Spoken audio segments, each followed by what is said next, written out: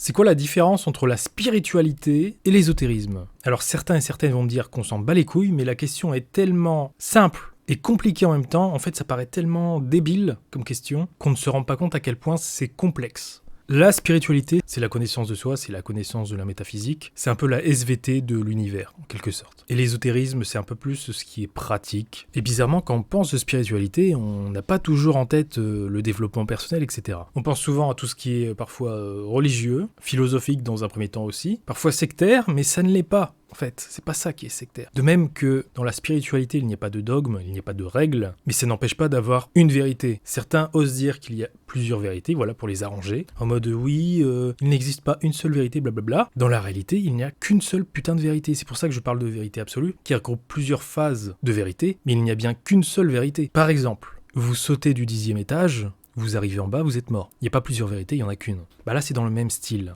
On peut penser librement, mais on peut pas non plus avoir la liberté de partir dans le mensonge. On pourrait, techniquement, on peut se dire, bah tiens, je pense comme je veux, etc. C'est ma façon de voir les choses, etc. Dans ce cas-là, oui. Par contre, quand vous êtes là pour enseigner, expliquer ce qui se passe, c'est-à-dire la vérité, la réalité, ce n'est plus le cas. Vous n'êtes plus dans la capacité de le faire. Ou alors, il faut assumer d'être dans une philosophie, dans une idéologie, plutôt que dans une réalité, une vérité. Mais si vous n'êtes pas du tout dans cet état d'esprit-là, vous allez raconter de la daube, de la merde, de la merda. Non, je ne suis pas italien. Vous comprenez la différence entre quelqu'un qui va exposer son idéologie et quelqu'un qui va exposer la vérité et la réalité. Donc ça, c'est la partie spiritualité. Et on la rejoint notamment en ésotérisme. Et là, c'est encore pire. Parce que si vous repartez dans un mode idéologique de philosophie, mais sans vraiment avoir une vérité, avoir la réalité en face de vous, en face de soi, quoi, eh bien, vous allez raconter de la merde. Donc, il y a bien une liberté de penser, en spiritualité, en ésotérisme, ce qui est logique, ce qui est normal, mais il ne faut pas oublier qu'il y a bien une vérité, une réalité propre, qu'on ne peut pas